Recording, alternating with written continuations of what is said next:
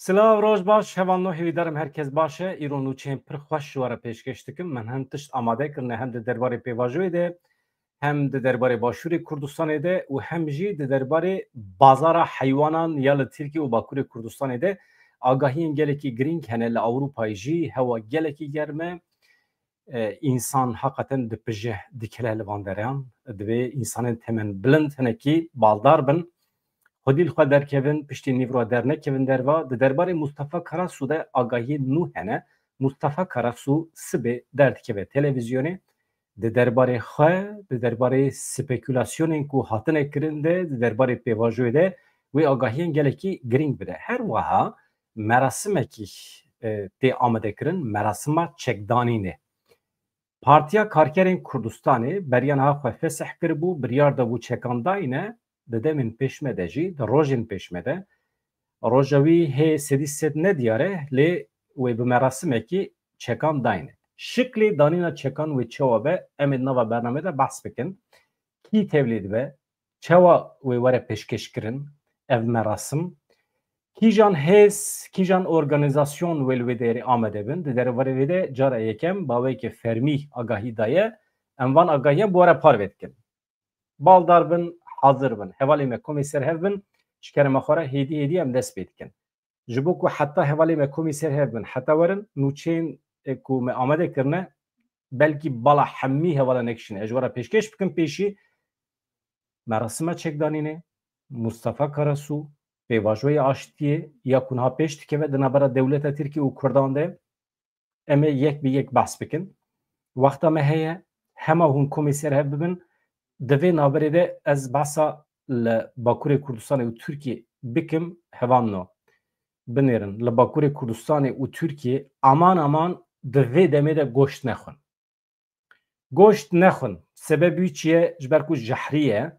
Li heştê û yek bajarên Tirkiye û Bakurê Kurdistanê ji ber ku di nexweşiya tebeqê de zêdebûn hatiye dîtin, yani cureyeke şewbê ye, vîrûs e, biryar hate girtin ku hemû bazarên ajalan heywanan bêne girtin. Ev jî cureyeke nû ya krîza aborî ye. Bifikirin ku bi milyonan heywan wê neyne firotin, wê neyne serjêkirin. Li Tirkiye hem krîza goşt derdikeve, hem krîza aborî derdikeve, bi hezaran însan codkar yan jî rênçber êdî mû çawa dibêjin, kesên ku bi heywan sewalkariyê re mijûlin, ew ê tev zerar bikin. Tiştekî mühîm e. Çima? Sebeb çi ye? Rêveberiya giştî ya xurek û kontrolê ya Wezareta Çandinî û Daristanan a Tirkiye ku van goştan heywanan re eleqedar dibe, ev Wezareta Tirkiye qaşo sözde wezaret ji rêveberiyên heştê û yek, yani ji waliyên heşt û yek bajarên Tirkiye û Bakurê Kurdistanê re nivîsekî şand. Di nivîsê de kodek heye. Acil, yani lezgîn. Di vê nivîsê de çi heye hevan no? Koda lezgîn de. Di nivîsa lezgîn ya ku rêveberiya giştî ji waliyên herêmê re şandiye, têda dibêje ji ber cejna Qurbanê li seranserê welêt di li bû tevgera ajalan de çûnû hatinekê zêde çêbiye, da rêjeya nexweşiya tebeqê de ku yek ji nexweşiyên bi rengê şewbê ye, wisa dibêjin, ez bi xwe nepisporê meselê me, ama tê gotin ku cureyeke vîrûsê ye di nava heywanan de belav dibe. Ev vîrûs niha zêde biye di nava heywanan de. Elbet li cem hemî heywanan tune ama zû ji yekî derbasê êdin dibe. Ev jî sektora goşt da krîzekî ciddî dikare çêbike. Di daxuyaniyê de tê gotin ji ber rêjeya nexweşiya tebeqê ya ku hatiye tespît kirin, tedbîrên karantînayê hatine girtin. Ji heywan ajalên nexweş numûne hatine girtin, li bû tevgera ajalan hatiye sînordar kirin, ji bo zêdekirina hayedariyê jî, yani dikkat zêde bibe, perwerdeyî tetbîqatên qadê hatine li darxistin. Pêşniyaza me jî li hemî hevalan ew e, heta demekî ji kerema xwe re goşt nexwin, nexweşî çê dibe û hema biqasî demekî jî bikaribin bê goşt bijîn.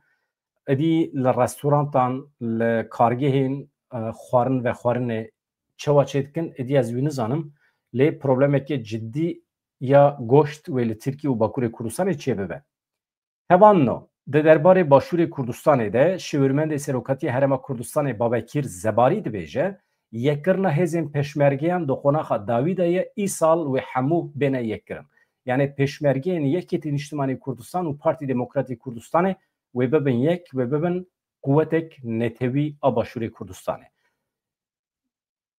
شورمند سروکاتی هرما کردستان و هر وها سرکان بری عراقی بابکیر زباریه ایرو لسر یکرنا هزین پشمرگیان آغفی دبیجه ام به یکرنا هزان با آواکرنا فرقیان ام بوان را مجولن نها ام دا آواکرنا فرقیه داویدانه بریار هاتیه گرتن همو هزین پشمرگیان دی 11 فرقیان ده یعنی بشکل کیدن فرقه یعنی لیواجی متکارم ببیجن و بین یکرن اف لگوری دلیوانه نا لسر دخواز آمریکای هاتیه کرن دمکی دریجه 2-3 ساله لسر فکر هیه آخافتن هیه حتی ایرو 10 فرقه هاتنه پیکانین نهاد بیجه ام دخونه خواه فرقه داویدانه ای سال پیواجو و به داوی ببه همو هزین پیشمرگه و بین یکرن هیوی امود اوه هزین روژاوی کردستان جی به باشور کردستان را ببین یک به وی اوه ارتش که نتوی کرد کردستان چی ببه لهمبر همی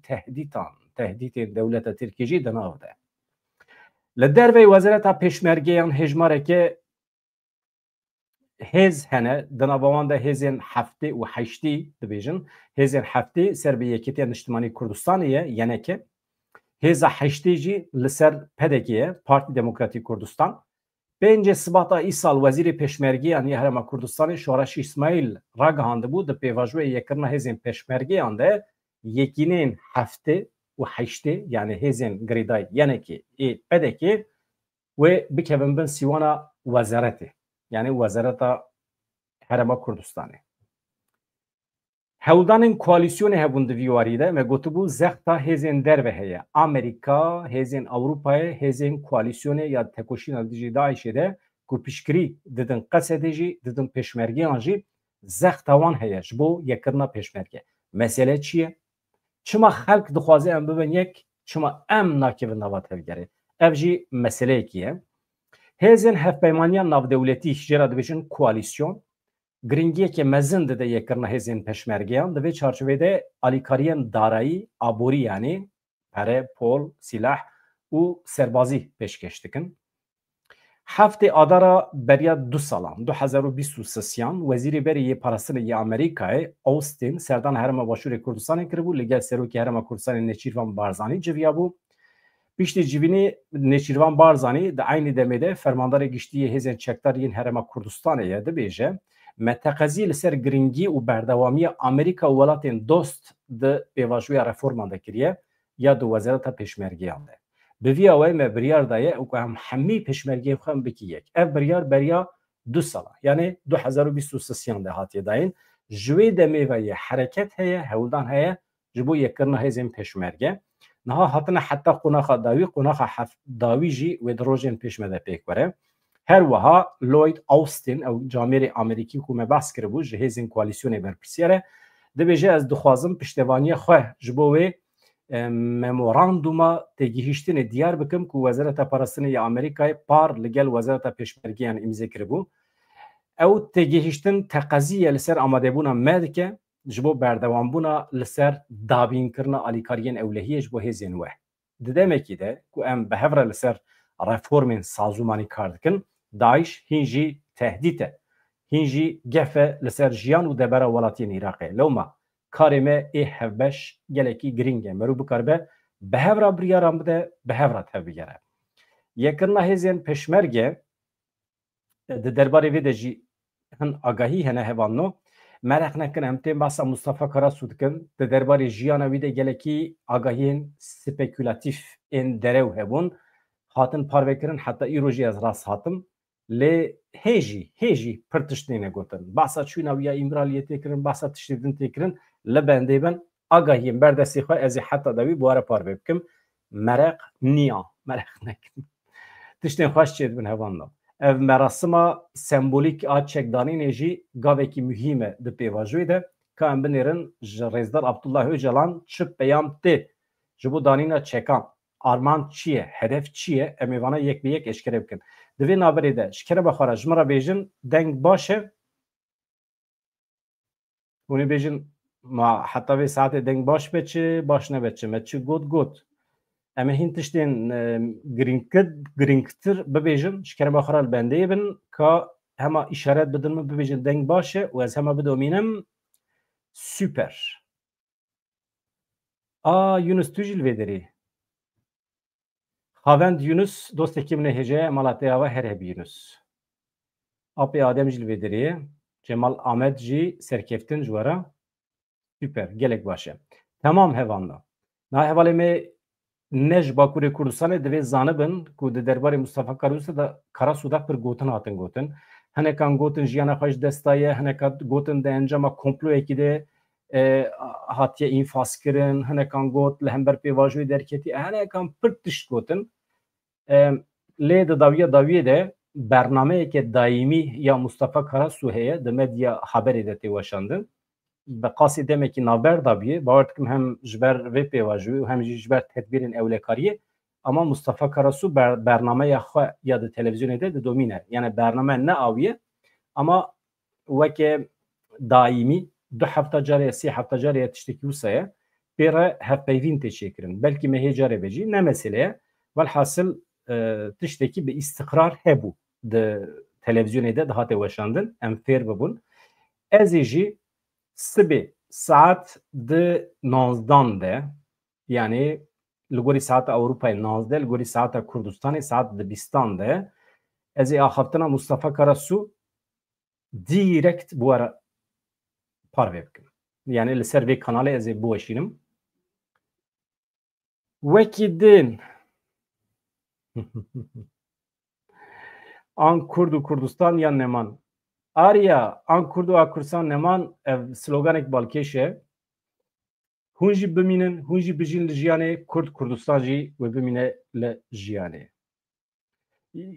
یا دبیجن ha dibêjin bila bibêjin herkes her tiştî dibêje binêrin mesela ez hin hevalê me youtuber ê di nava me de jî ez rexne bikim wextê ku hate behskirin ku Mustafa Karasu jiyana xwe ji dest daye ya jî di encama komployekî de hatiye kuştin înfaskirin heman hin hevalê me youtuber derketin di derbarê jiyana wî de û hin tişt parvekirin mîna ku şehîd bûbe mîna ku jiyana xwe ji dest dabe bîranînên wî ê jiyana wî ya zaroketiyê jiyana wî ya nava rêxistinê de hema belav kirin yani atmosferekî wisa îlan kirin ku mîna ku nel heyatê be yani ev jî şaş e wê merû hinekî bi sebir be hinekî agahiyan bigire ji rêxistinê hin tişt hene merû eşkere nake roja ku min dest bi vê bernameyê kiriye hevan ez were bêjim hin agahî hene merû nikare parve bike weke numune min got Murat Karayılan sibê du sibê were Rojavayê Kurdistanê û ez pê vehesim ez were eşkere nakim hatina wî ya Rojavayê Kurdistanê kesî eleqedar nake we jî eleqedar nake agahiyeke istihbaratî ye wextê ku ez eşkere bikim jiyana wî dikeve xeteriyê dewleta Tirk pê dihese çi dibe wê demê serê wî dikeve belayê sebeb kî ye ezim wê demê eşkere nakim ji ber vê yekê hin tişt hene merû eşkere nake ولو کو مصطفی کاراسو رابیه بشکلکی برای امریکیان یا جی برای لهفکرنکی چوبه ایمرالیه چت ده هه چو علاقه دار که حتی کو در نکه حتی کو بخوا اشکره نکه صبر بکن سبی اوی در که اشکره بکه چوی ایمرالیه نه چوی ایمرالیه بریز اوجلان را هدیتم پیکانیه پیکنانیه چخوا دنیا عالم زانه کو رزدار عبدالله اوجلان برای تلکنفرانسه به هوالی خواره هفدیتن پیکانیه دانستاندن چی بیه دنگی هفودو بیهستنه دیمنین هفودو دیتنه و دیون چید خوازن وقتی که دولت ترکیه ری دابه ریوبرین پارتیا کارکرین کردستانی که بکاربن بچن امرالیه یانجی انقره هفدیتن پیک بینن و جاردن کاربن وگرن جی خواه دیوی معنی که دو پیواجوی دا پیشکتنه که هه دیوی معنی که دولت ترکیه تو که خواه دالاستیه دیوی معنی که دولت ترکیه تسلیم سیاست کردستانی بیه yani merû xweçima biçûk dibîne dewleta Tirkiye ku son da kuştina siyasetmedarên Kurdan xwaribû îro êdî dev jê berdaye di gotinê de lêborî naxwaze di gotinê de belkî siyaseta xwe înkar nake lê di pratikê de gav avêtiye gav davêje jî ew ê hîn pir gavan bavêje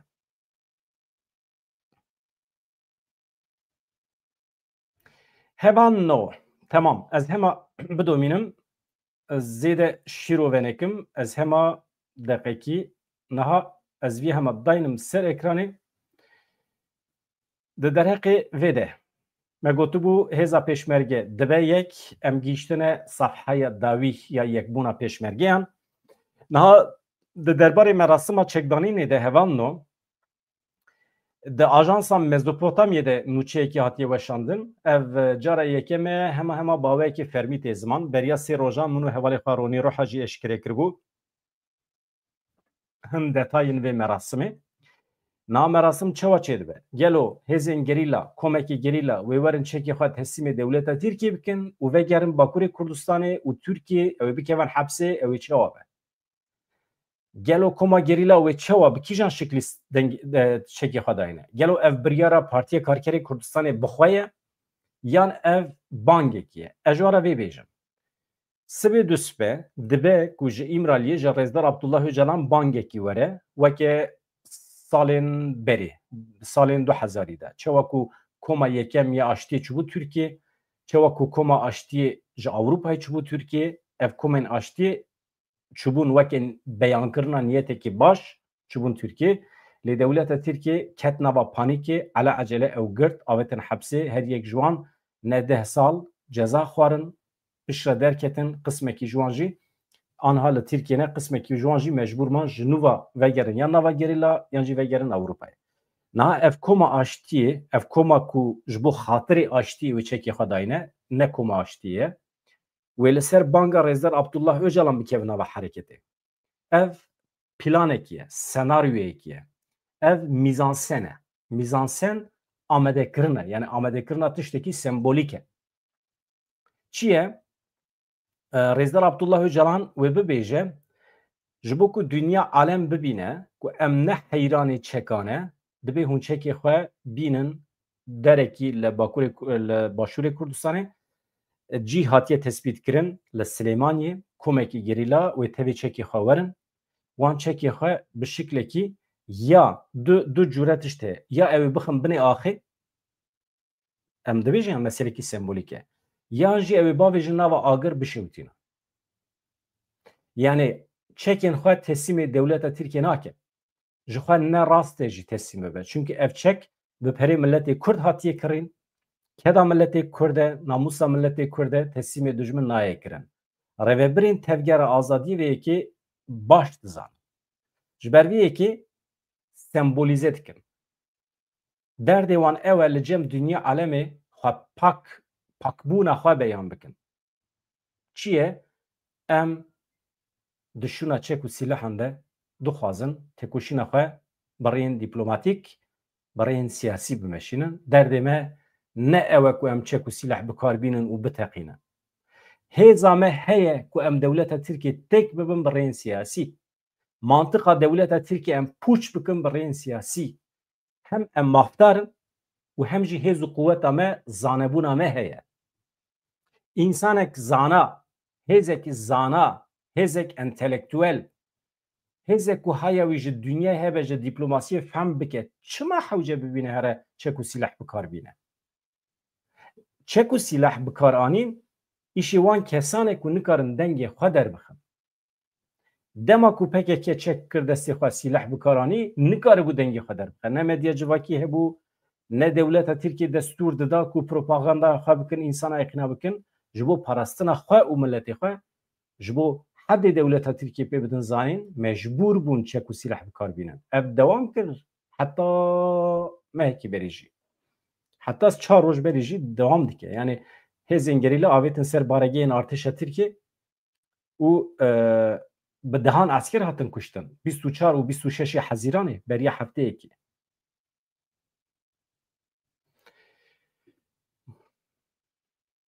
ez merak dikim ew kesên ku diqêriyan digotin Mustafa Karasu li ku derê le ew li ku derê ne tamam Mustafa Karasu sibê daxife hem jî di kanala me YouTube'de em ê bawekî zindî biweşînin hevanda baş e niha mesela çekdanînê nekevin amberê yani tiştekî sembolîk wê çê bibe roja wî kan binêrin çi heye niha nûçeyê ku di ajansa Mezopotamyê de hatiye weşandin ez ji we re bixwînim Başê em hema şîrove bikin جرایدارên dewleta Tirkiye jî Ömer Çelik jî daxuyen yekê heye. Dewlet Bahçeli çi gotu bişwa me buwara par vekir vê nîvroyê. Me bernameyekî vê sibê çêkir. Piştî nîvroyê bû bawer dikim. Li gorî nûçeya Ajansa Mezopotamyayê li aliyekî ji bo çareserkirina pirsgirêka Kurd dibin banê meclîsê de amadekariyên avakirina komîsyonekê têkirin. Li aliyê din jî çav li rêye ku Partiya Karkerên Kurdistanê ji bo çekdanînê gavên pratikî bavêje.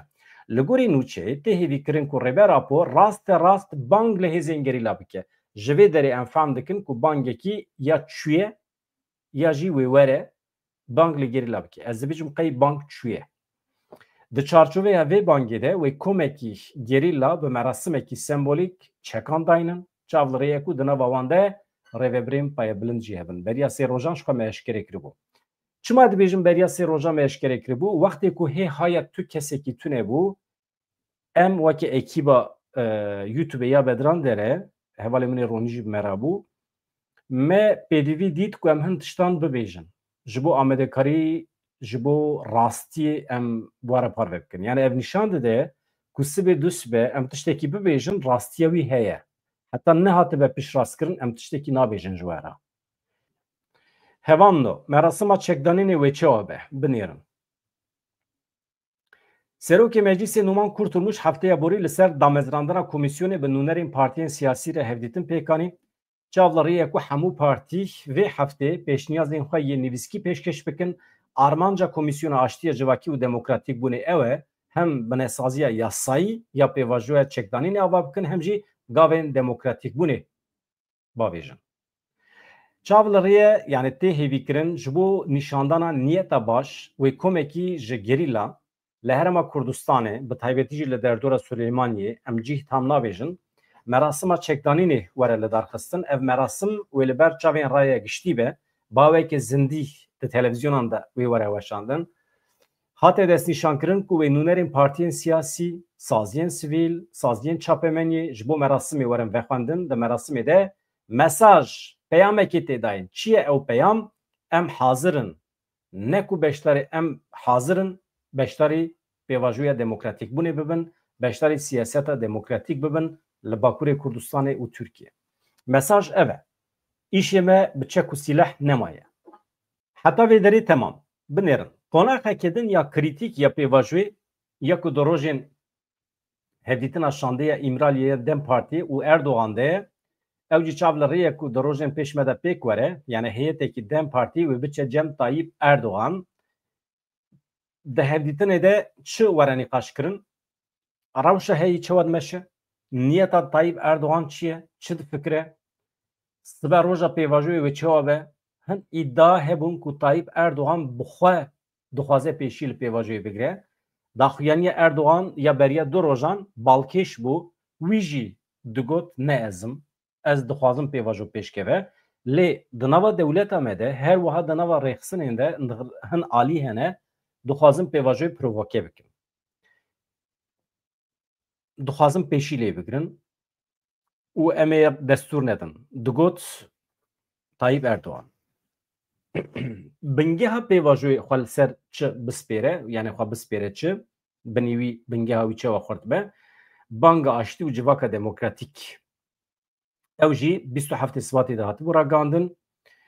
Pêşniyaza bidawîkirina tekoşîna çekdariya PKK kiribû. Welhasil agahî hene. Hûn zanin mesele çi ye? Ez ji were dubare nekim.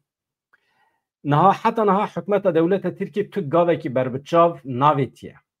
Ev jî jaliyê Kurdan ve tê rexnekirin û dibe sedem ku em milletê Kurd baweriya me ya bi dewleta Tirkiye ji xwe tune ye ji binî ve tune bibe. Dewleta Tirkiye ji were tişek bêjim. Milletê Kurd dewleta Tirkiye pir xweş nas dike. Ez ê bidomînim. Bi destûra we du sê şîroveyan bikim binêrin. Hin heval hene rexne dikin dibe çawa bawerî bi dewleta Tirkiye tînin.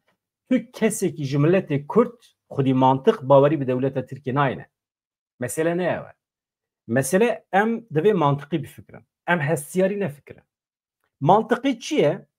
Pêvajoyek ku hatiye destpêkirin heta îro. Çi zerar daye milletê Kurd? Em bidin ber çavê xwe. Ji 27 Sibatê vir ve hinkî daxuyanî hatiye dayîn milletê me tu zerarekî nediye. Kara wî çi ye? Em kara wî binêrin. Heyet çu başûrê Kurdistanê Mazlum Abdî bi Birêz Mesûd Barzanî re bi Bafil Talebanî re Kubat Talebanî re hevdîtin pêkanî erê. Heyeta İmraliyê Slavên Rêzdar Abdullah Öcalan bir ji wan re hevdîtin pêkanî erê. Abdullah Öcalan pêşniyaz li Mesûd Barzanî kir got Kongreya Netewî li hev bicivîne bibe serok bixwe bi rêve bibe erê. Dewleta Tirkiye ev sê mehan operasyonên xwe yên terorîstwerî li hember Rojavayê Kurdistanê daye seknandin erê. Hemî bi xêra çi ye? Bi xêra pêvajoyê. Li Bakurê Kurdistanê operasyonên siyasî girtinin binçavkirin kêm bûye erê. Operasyonên li hember gerîlla kêm bûne? Na. Operasyonên yani êrişên li ser gerîlla kêm nebûne. Çi nîşan dide? Binêrin. Li hemî hereman meseleyên siyasî, meseleyên cuda de faydeya milletê Kurd heye. Faydeyê ku çê nebiye binêrim nabêjim zirar da ye. Êrişên dewleta Tirkiye beriya pêvajoyê jî hebû, piştî pêvajoyê jî dewam dike. Ev tê wê manê ku pêvajoyê zirar nedaye. Tenê ew li herema şer her tişt wekî xwe didome. Gazên kîmyewî hê jî bikartînin. Ev fikra min a şexsî ye. Dewleta Tirkiye li bendê ye gerîla ji wan mixareyan, şikeftan, tûnelan derxin destê wan danî ser serê wan, çekî wan bidin danîn û wana teslim bigirin wan dîmena jî heta xweşe li dunyayê bixin arşîfan bibêjin me dawî li PKK anî. Niha şiklê ku em ji pêvajoyê fehm dikin, şiklê ku dewleta Tirkiye ji pêvajoyê fehm dike elbet ji hevû du cuda ye. Niha ew serê xwe de tiştekî difikirin. Sibê du sibê di pirtûkên dersan de li dibistanan wextê ku em behsa dîroka PKK û dîroka têkbirina terorîzmê bikin em ê çi bêjin? Em ê kîjan dîmena nîşan bidin? Dîmenên serkeftina PKK destê xwe li bakin werin Tirkiye tevlî siyasetê bibin em nikarin nîşan bidin. Kongra danzdemîniya PKK em nikarin nîşan bidin. Em dîmenekî peyda bikin ku têkçûna PKK têda xuya bike. Ew jî ancak li wan tûnelan teslîmbûna gerîla ye. Dewleta Tirkiye li pêvî ye. Ez dibêjim hemî operasyon ji bo viya ye. Me ew nizanin gerîla êriş nake. Baş dizanin.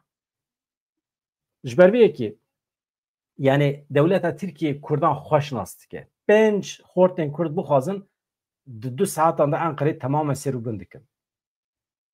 Dikarin jî çima nebe? Wextê merû biryar bide terorîzmê pêk bîne merû dikare. Ama navî dibe terorîzm. Ew meseleyekî din e. Ha nefsî müdafaa jî dibe. Wextê dewleta Tirkiye êrişê xwe bidomîne û goh nede pêvajoyê digel her tiştî niyeta baş ya Kurdan û çekdanîn û filan û bêvan dîsa rehet nesekine. Di destê Kurdan da yek silahekî jî nemîne wê demê li ber çavê dunya alemê tu dibêjî arkadaş ji vir û pêve ez ê serî li terorîzmê bidim. Dünya jî hek dide te. Dawa me naşibe dawa Filîstîniyan. Dawa me cuda ye. Binêre dünya alem hek dide İsraîlê. İsraîl cihû milletek mexdûr e. Qurbanî ne. Bermayên şerê duyemî cîhanê ne. Zor bela li rojeta navîn ji xwe re dewletekî çêkirine. Di nava 22 dewletê Ereban de dünya hek dide wan. Wan fehm dike. Mexdûriyetekî wan heye. Ji ber vê yekî Filîstînî hinek zehmetî dikişînin. Filîstînî dikarin biçin 22 welatên Ereban li wê derî jî bibin hemwalatî. Madem ki ji wan hez dikin dikarin li her derî jî bicih bibin. Statûyekî wan jî dikare hebe. Milletê Kurd ne wisa ye. Milletê Kurd mafdar e.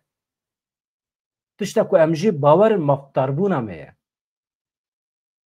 Dewleta Tirkiye ji ber ku neheqa mehkûmê têkçûnê ye. Dewleta Tirkiye naşibe İsraîlê. Mesela me û Filîstîniyan, mesela Tirkiye û İsraîliyan pir jî hev cuda ye. Tirkiye dünya alem zane neheqa zorbaz e hem di komkujiya jenosîda Ermenî û Asûriyan de neheqiya wan îspat bîye û hem jî heta niha komkujiyên ku li hember Kurdan pêkanîne îspat bîye ku dewleta Tirkiye neheq e hem jî di vî şerê îro de em dibînin. Niha pêvajoyê em di nav dane ecayîb heq hukûqekî mezin daye destê Kurdan. Rewabûnekî daye tevgera siyasiya Kurd. Natirsin em. Tiştekî em jê gişûn ve gav bavêjin tune ye. Maftarbûna me dikare me bibe serkeftinê. Ez garantî bidim we hevanna. Sibê du sibê binêrin yani kusurê nenire ez dirêj dikim ez hema têm meselê sibê du sibe devleta Tirkiye soz bide Kurdan hemî tevgerên siyasî keseyetên siyasî li Avrupayê Kandîlê her derê Başûrê Kurdistanê hatta yê li Rojavayê Kurdistanê vegerin Tirkiye em tevlê siyasetê bibin. Heft me, heşt me, ne deh me salekî em ji xwe re dikevin siyasetê güllük gülistanlık her tişt xweş dibe. Baş e? Ji nişkeva devleta Tirkiye aqlê devleta Tirkiye bêje ya me çi xwelîl xwe kir me çi anî serê xwe me rêyekî pir berfireh daye pêşiya van Kurdan bi vî şeklî nabe em darbe bikin. Anîn darbeyekî çêkirin darbeyekî sembolîk hemî şevekî hemî sînorên Tirkiye girtin balafirê xwedan rawestandin weke tora mehsiyan hemî Kurdistanî siyasetmedarên qeraseyê Kurd hemî hatin girtin li Tirkiye. Wê çi be helê me? Mümkün e ev senaryo? Erê mümkün e. Ez ê rojekî YouTube'ekî derbarê vê senaryoyê de çê bikim. Senaryoya felaketê. Binêrin. Derawişekî wisa de hêzekî di destê me de dibîne. Hatta du hêz. Yek, maftarbûna me çûkî me niyeta xwe ya baş heta da wî bikaranî zemîna siyasî me afirandî em ji xwe re têda ajberî dikin, em ji xwe re têda hereket dikin. Heqê me ye. Ev maftarbûna me dibe çeka me ya duyem jî milletê me. Bawerî em bi milletê xwe tînin. Yek serhildanek ku têda 3 milyon, 4 milyon, 5 milyon insan têda cihê bigirin keçû xortê me, milletê me, dayîkê me li Bakurê Kurdistanê serhildanekî mezin bidin destpêkirin hemî sînoran dikarin serûbin bikin. Ji ber vê yekê tirsa Kurdan tune ye. Yani tu çekan daînî jî tirsa te tune ye. Ama bi şertekî kengê serhildan dikare çê bibe bi şertê ku tevgera siyasî ya Kurd îro di her biryarê xwe de millet tevlî bike. Millet iqna bike. Wextê ku tu bê raya millet biryarê xwe bigirî û biçî Tirkiye bikevî hepsê û tiştekî were serê te milletê me wê bêdeng be. Ama tu bi biryara millet, bi piştgiriya millet herî bikevî nava vê pêvajiyê wê demê çi dibe milletê me xwedî li te derdikeve roja ku serê te bikeve belayê. Ez vê yekê ji bo hemî derdoran dibêjim. Tevgera siyasî ya Kurd divê fikrên netewperestên Kurdan jî bigire. Wan jî tevlî bike. Bi wan re civînan li derbixe, konferansan li derbixe, li Ewropayê û li Bakurê Kurdistanê li her derê. Vaya mühîm e. Eger tu bi van derdoran re konferansan çênekî, civînan çênekî, civînên şêwirmendiyê, civînên şewrê ku tu fikra wan nekirî, sibê du sibe ew jî xwedî li te dernakevin. Normal netewperestên xelkê çi dikin? Xwedî li milletê xwe, li tevgerê xwe derdikevin. Ê me netewperestên me xwedî li tevgerê xwe siyasî dernakevin, tam berûvar jî êrişkar tevdigerin. Pir ecayîb e. Netewperestê me jî pir ecayîb in. Em jî milletekî ecayîb in maşallah.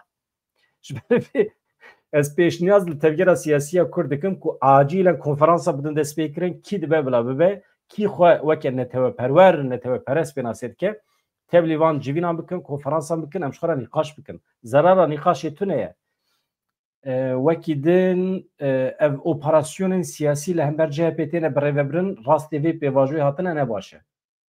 Bila li hember gendeliyê operasyon werin destpêkirin, ama şaredarên AKP jî divê bibin hedefa van operasyona. Wê demê ancak edalet cihê xwe dibîne. Tu rabî di vê pêvajoya demokratîkbûnê de operasyonan tenê li hember şaredarên CHP'yî birêve bibî, ev dibe neheqî. Em tev dizanin gendeliyên herî mezin yani karên nel rê bêje, sextekarî dizî bêje başûrî dibin gendelî ji bo wî dibêjim. Yani yolsuzluk. Ji aliyê şaredariyên AKP ve têne birêve birin. Edalet ji bo cihê xwe bibîne dibe ew jî bibin hedefa van operasyonan, ew jî ji wan çend kes werin girtin. Ne tenê CHP. Di rojên pêş me de hem banga ku ji rêber Apod tê hêvî kirin, hem jî gavên pratikî yên ku ji PKK werin, dibe ku vê pêvajoyê derbasî qonaxeke nû bike, bersiva vê gavê girêdayê gavên şember, berbiçav, ên qanûnî û siyasî ne ku hikûmet di rojên pêş me de bavêje. Niha di derbarê vê mijarê de hevanno, Ömer Çelik jî diyar kir ku ji bo PKK çekan dayine bi tenê roj mane, Tayyip Erdoğan wê Dem Partiyê di demên pêş me de pêşwazî ke, bawer dikim yan di nava vê heftê de yan hefteya pêşiya me. Ew jî rojê nizane. piştî civîna şêwr û nirxandinê ya parlamenterên AKP'yî ku bi Tayyip Erdoğan re hate li darxistin, Ömer Çelik di derbarê naveroka civînê de daxuyanî da dibêje Erdoğan wê hefteya pêşiya me şandeya Dem Partiyê pêşwazî bike. Behsa dema danîna çekan jî kir. Tiştên balkêş dibêje. Dibe em naxwazim teqwîmekî bidim we, yani roja wî bibêjim, lêbelê çend hefteyan me gotibû hê çend hefte mane, niha jî dibêjim çend roj mane. Dibe yani nêz biye. Êdî em gîştine qonaxekê ku em dikarin bibêjin wê di nava rojan da pêk were. Ji ber vê yekê rojên pêşmeş bo Tirkiyeya bê terör gelekî giring in. Dewleta Tirkiye hê jî fehm nekiriye besêwota ji wan re gotibû arkadaş nebêjin Tirkiyeya bê terör. Bibêjin pêvajoya demokratîk bûna Tirkiye. Ama vana fehm nakin, vana diya xwe de îsrar dikim. Ez dubare bêjim, di vê pêvajoyê de heta niha Kurdan zerar nekiriye. Dewleta Tirkiye jî zerar nekiriye. Zerar nakin. Çi zerar dikin? Çi ji destê wan diçe? Ji mantıqa xwe ya şövenîst kevneperest vediqetin, dûr dikevin veya ne zerarekî. Ew weke tabîz dibînin. Netewperestî wan vê yekî weke tabîz dibînin, halbîkî ne rast e. Di derbarê Mustafa Karasu da hevalên ku nû hatine ketine weşanê ez ji were bêjim hina agahiyan bidim we hevalna. Na Mustafa Karasu ku di derbarê wî de hin çi bêjim yani agahiyên şaş hatibûn parvekirin, agahiyên spekülatîf hatibûn parvekirin. Ev hemî derew derket. Mustafa Karasu li ser erka xwe ye, li ser wezîfa xwe ye, sibê êvarê saet di heftan de tevlî weşana zindî dibe. Em jî di kanala xwe de weşana wî bawekê zindî bi were parve dikin. Ev yek. Îdî ew çi bibêje? Gelo ew bibêje ku ew çiye Emiraliyê hevdîtin pêk aniye? Em nizanin. Gelo ew di derbarê vê merasima sembolîk ya çekdanînê de hin agahiyê nû bide me? Em nizanin. Ji ber vê yekê tenê tiştek ku em dikarin bikin, em goh nedin agahiyên spekülatîf, agahiyên derew û şaş ku nehatine piştrast-kirin. Ji kerema xwe re di vê navberê de hevalên ku nû hatine kanala me, nû keşif dikin, hema bibin abone ji bo agahiya we hebe. Em kanala yekemin ku bi zimanê Kurdî, Kurmancî bi istikrar weşanê birêve dibe. Her êvar saet 6 êvarê li gorî saeta Ewropayê, carna nava rojê de ne mesele ye. Saeta wî em dikarin ayar bikin. Em di derbarê we de milletê me de her tiştî de agahiyan didin we û ji kerema xwe re bibin abone. Ev gelekî mühîm e. Ê me ez ji were bêjim niha sibê du sibe hevalê me YouTuber wê hemî Tirkî weşanê bikin. Binêrin li derdora we çend kes kurmancî weşanê kurmancî dikin.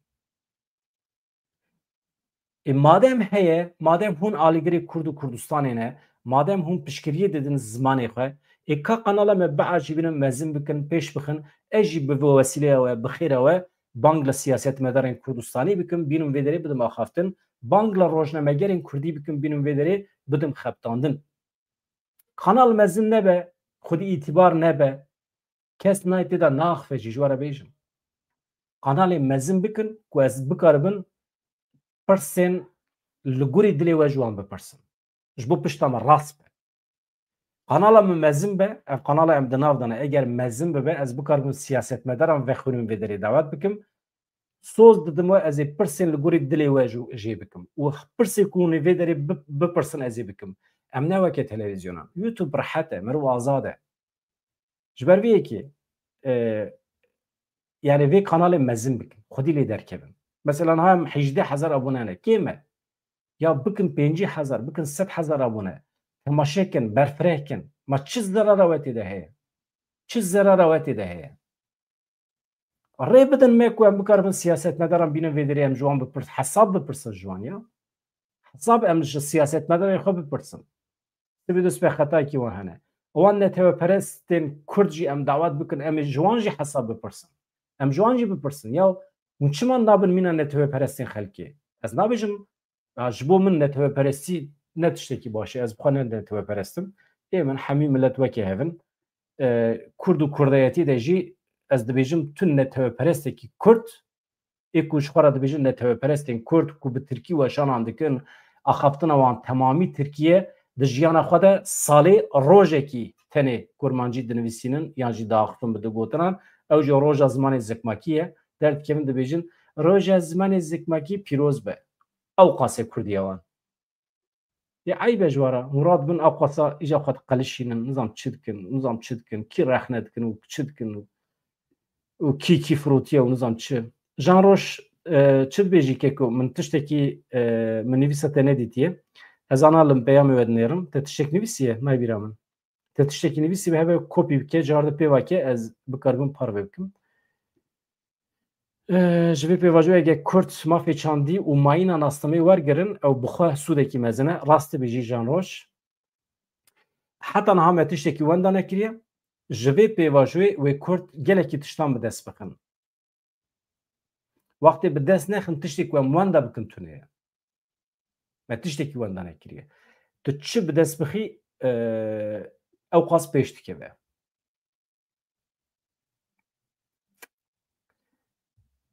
Binêrin Arya çi dibêje? Arya dibêje hevan no beacî bînin bibin abone vê kanalê pêş bixin ji kerema xwe re. Ev rîca me ye. Vaya em wisa hinekî reklama xwe pêş bixin. Ya Mihemed Yaqût mir ya. Mir hat kuştin em nizanin. Vê nîvrê min derheqî wî de agahî da. Yani ew kesê ku hûn behs dikin ez ji we re bêjim kesê ku hûn behs dikin li ser ekranê hûn dibînin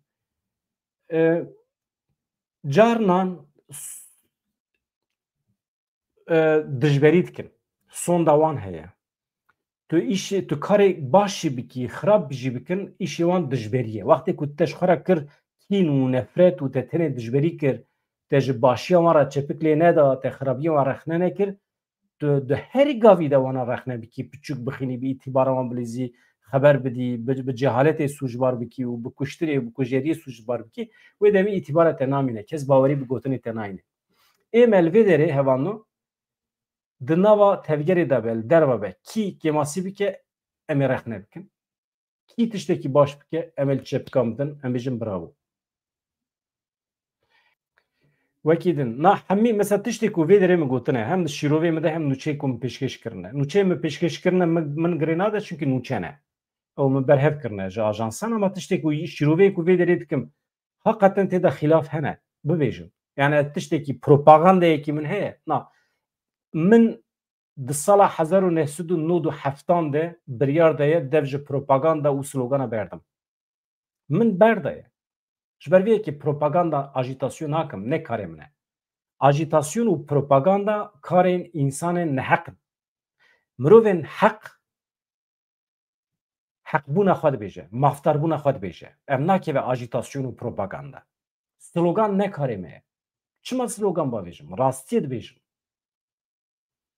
Donald Trump eger biryar daye ku dabe ku alîkariyên mirovî qut bike li ser gelek dewletan saziyên lêkolînê dibêjin ên tenduristiyê.